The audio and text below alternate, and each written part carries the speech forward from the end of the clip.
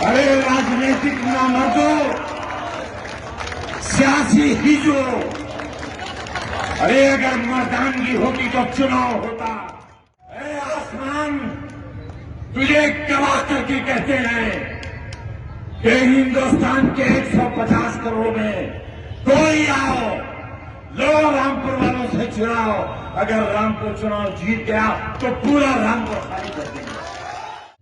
जब हमारे नमक हराम तुम्हारी बगैर नमक की रोटी खाने चले गए, विकास करोगे?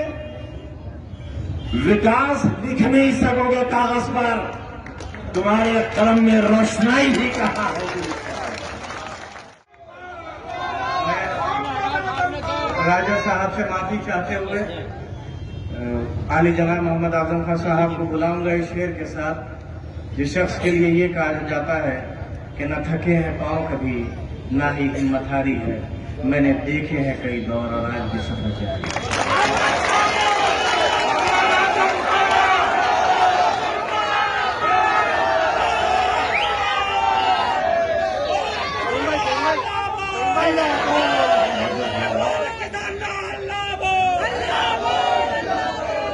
बोल गरीबा हल्ला बोल,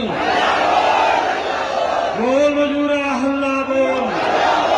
इंकलाब, इंकलाब, हमारा इत्तेहाद, हमारी गैरत, हमारी गैरत, हमारा शहर रामपुर, रामपुर। अजीजों,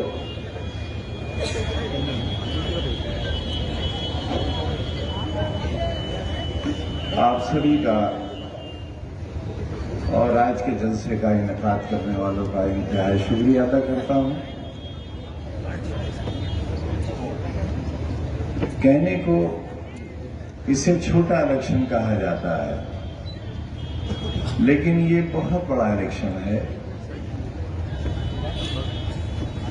जब पहला चुनाव हुआ, दूसरा हुआ, तीसरा, चौथा, पांचवा, सातवां आजाद हिंदुस्तान में, तो इस डिपार्टमेंट का वो नहीं था जो आज है।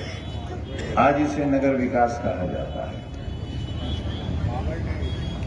लेकिन ये नगर विकास नहीं था।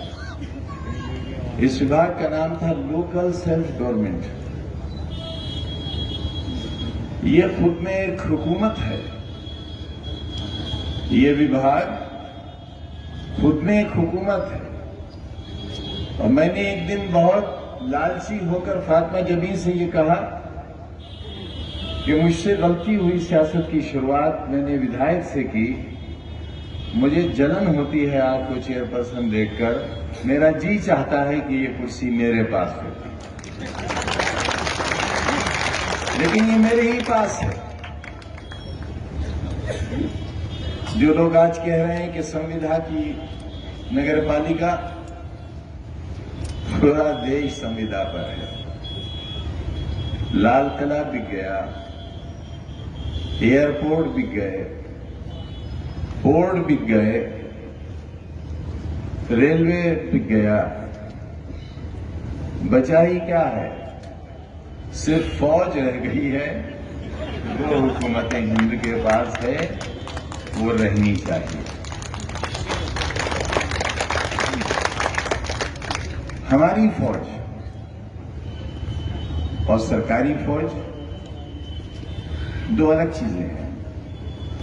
हमारी फौज आप है और हमने इस फौज को हर महाज पर लड़ाकर देखा है और हर महाज पर अल्हम्दुलिल्लाह फतह हासिल की है। पार्लियामेंट नहीं आ रहे आसिम राजा,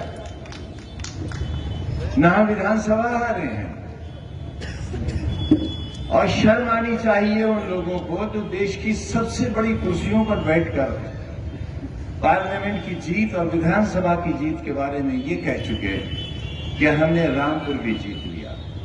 रामपुर वालों, 150 करोड़ के हिंदुस्तान में तुम्हारे रामपुर की सीट का जिक्र हिंदुस्तान के वजीर आजम ने किया है। तुम्हारी यह हैसियत है। कितना डरते हैं तुमसे? इतना खाइफ है। और ये खौफ मेरी जात का नहीं है, न मेरे वजीर होने का, न मेरे MP MLA होने का, बल्कि ये खौफ है तुम्हारे और हमारे इत्तेहाद का और हमारे बीच के एतमाद का। जब तक हमारे और आपके बीच का एतमाद बाकी है, हमारी ये ताकत बाकी है। क्या हुआ, विधानसभा के सदस्य रहे न रहे, एक शख्स जो नौजवानी की मंजिलें पार भी नहीं कर सका है, उसकी 2 बार विधायकी खत्म कर दी गई। मेरा और अब्दुल्ला का वोट देने का अधिकार भी खत्म हो गया।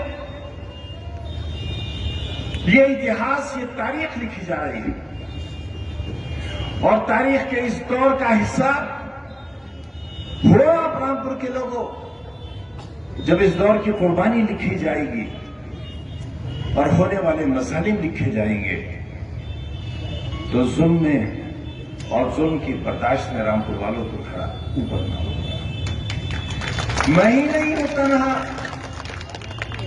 वो हर शख्स जो NRCA का शिकार हुआ, जिसने जेल काटी, जो पीटा गया और जो मारा गया, जिनकी जमानतें किस तरह हुई आप जानते हो अच्छी तरह। वो दिन भी इस शहर में देखे हैं, उसके असबाब से भी वाकिफ है, उसकी वजह भी जानता है, कहां से उनके साथ धोखा हुआ, कहां से छल हुआ, कहां ईमान का सौदा हुआ, कहां शक्लें बेची गई, कहां सूरतों की कीमतें लगाई गई। तो सबसे और किसी से भी पोशीदा नहीं है, सब जानते हैं। मगर एक शिकायत तो है आपसे, और वो शिकायत मरते दिन तक रहेगी। मैंने आपसे यही कहा था और फिर कहता हूं, पुलिस का डंडा, पुलिस का बेंट, पुलिस की गाली, ये पुलिस का काम है। लेकिन अगर हमारे अजदाद पुलिस की गाली से डरे होते,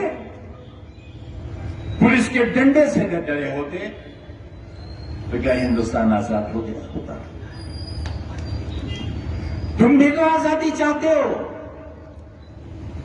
और तुम्हारी आजादी के लिए कब से लड़ाई शुरू की हमने, और दोहरी गुलामी थी यहां हुकूमत की और अंग्रेजों के दलालों की। उस दोहरी गुलामी से निजात हासिल करने के लिए यहां का बीड़ी बनाने वाला, यहां का रिक्शा चलाने वाला, जरी का काम करने वाला, मजदूरी करने वाला, यहां का बदहाल जिसके कपड़ों से पसीने की बू आती थी और कोई शरीफ शख्स उनके पास खड़े होकर वोट मांगने नहीं जाता था, क्योंकि वो उस जमहूरी निजाम का हिस्सा नहीं समझा गया था। और पहली बार बीड़ी की ब्रांचों पर बैठकर वहां तबादला ख्याल हुआ और नए रामपुर और एक नए रामपुर, नए हिंदुस्तान का नक्शा तैयार हुआ। किसके बीच? हमारे और नवाबीन के बीच नहीं, हमारे और सियासतदानों के बीच में नहीं, हमारे और मुलायम सिंह यादव के बीच में नहीं, हमारे और अखिलेश यादव के बीच में नहीं, बल्कि नए सवेरे का नक्शा तैयार हुआ मेरे और बीड़ी बनाने वाले और रिक्शा चलाने वाले मजदूरों के बीच में।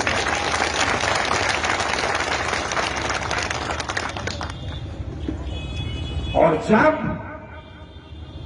ये नक्शा हमने तैयार कर लिया, तो एक फौलादी दीवार खड़ी हो गई हमारे साथ और जुल्म करने वालों के हौसले पस्त हो गए। यही शहर था, यही लोग थे, यही फजल नबी खां का होटल था, वही जमीन खात पे वही बाबा थे। लेकिन ये चमक दमक नहीं थी, ये रोशनियां नहीं। ये सड़कें नहीं थी, नालों पर पत्थर नहीं पड़े थे। हमने ऐसा वायदा भी नहीं किया था। हमने सिर्फ ये कहा था कि हम तुम्हें गुलामी से निजात दिलाएंगे, और निजात मिली गुलामी से, और इस तरह मिली कि आज तुम पर जुल्म करने वाले, जिनसे तुम्हारे सर झुकवाए जाते थे, आज तुम्हारे सामने मुंह दिखाने के काबिल नहीं है और शहर छोड़ के भाग गए। ये तुम्हारी ताकत हमारे और तुम्हारे अस्ताब के बीच जो हमारा कॉन्ट्रैक्ट हुआ था, जो समझौता हुआ था, जिस पर हमने और उन्होंने अपने खून से दस्तखत किए थे, अपने लहू से अंगूठे लगाए थे, आज उसका नतीजा है एक हसीन शहर तुम्हारे सामने है, एक रोशन मुस्तकबिल का ख्वाब देखा है। गई पार्लियामेंट मेंबरशिप गई असेंबली गई, जूते की ठोकर पे गई। जानते हो क्या मजाज है तुम्हारे इस फकीर साथी का? वजीर था मैं, दिल्ली गया हुआ था दौरे पर, टेलीविजन पर खबर आई कि सपोर्ट वापस हो गई गवर्नमेंट की। मैं बाहर निकला, सड़क के पार गया, अपने हाथ में अपनी अटैची ली, न पीए न स्टाफ न सिक्योरिटी। डीटीसी की बस पकड़ी, दिल्ली के रेलवे स्टेशन आया, टिकट लिया और रामपुर चला आया, और याद भी नहीं रहा कि कुछ देर पहले मैं वसीले भी था। बताओ, कभी कोई शान, कभी कोई शौकत, कभी मेरी गाड़ी में हुटर की आवाज, हॉर्न की आवाज रामपुर वालों सुनी है किसी ने? इसलिए कि मुझे उनके कानों के पर्दे ज्यादा अजीज थे, आज भी हैं और कल भी होंगे। हमने ये शहर और सियासत का ये नक्शा उत्तर प्रदेश पर 4 बार कब्जा यूं ही नहीं किया। घर की मुर्गी दाल बराबर कुछ समझ लो, लेकिन 4 बार हुकूमत तुम्हारी मजबूत बुद्धि के बगैर नहीं बनी है। और यही वजह रही कि खजाने की जिस बटन पर उंगली रख दी हमने, उस तिजोरी का ताला खुल गया रामपुर वालों तुम्हारे।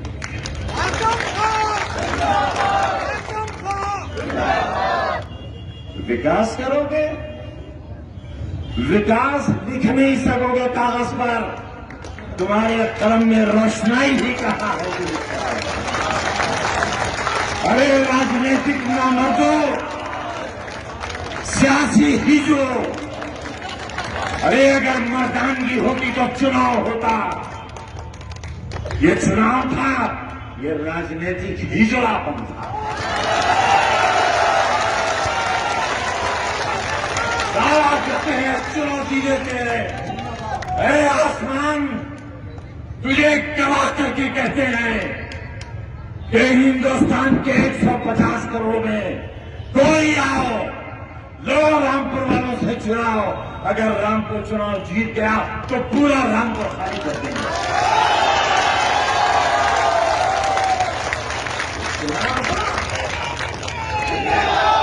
तो सुनो, राजनीतिक हिजड़ों ये चुनाव था।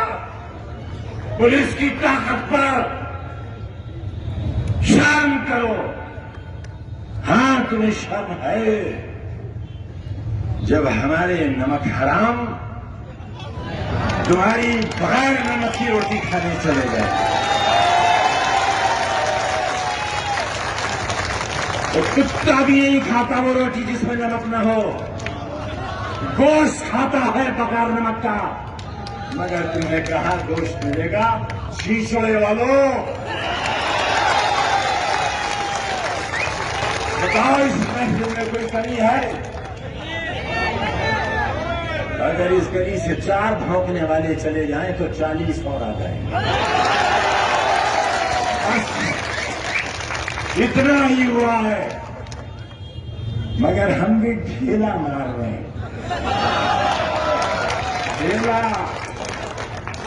देखो मारा ढेला सवाल में क्या होता है जानते हो? बड़ा सेहतमंद कुत्ता लेकर आओ, मगर जंजीर पकड़ के रखो हाथ में, और फिर मारो ढेला, बड़ी जोर से भौंकेगा।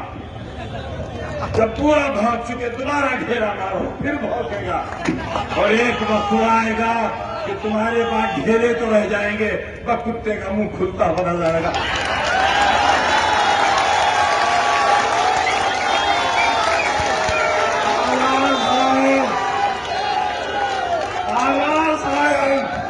इंशाअल्लाह तुम्हारे हाथों में ढेले होने चाहिए, पत्थर नहीं, इस्पंजे वाले ढेले।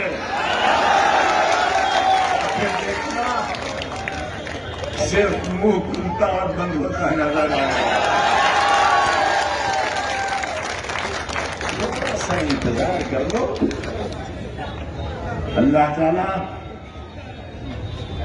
पूरे कुरान हकीम में कहीं ये वादा नहीं करता कि वो नमाजियों के साथ है। कहीं नहीं ये वादा अल्लाह का कि मैं नमाजियों के साथ हूं। कहीं ये वादा नहीं है अल्लाह का कि मैं रोजेदारों के साथ हूं। कहीं वादा नहीं है अल्लाह का कि मैं हाजियों के साथ हूं। कहीं वादा नहीं है अल्लाह का कि मैं उम्रा करने वालों के साथ हूं। बस एक वादा है अल्लाह का, इन्नल्लाह माअस साबिरीन, मैं सब्र करने वाला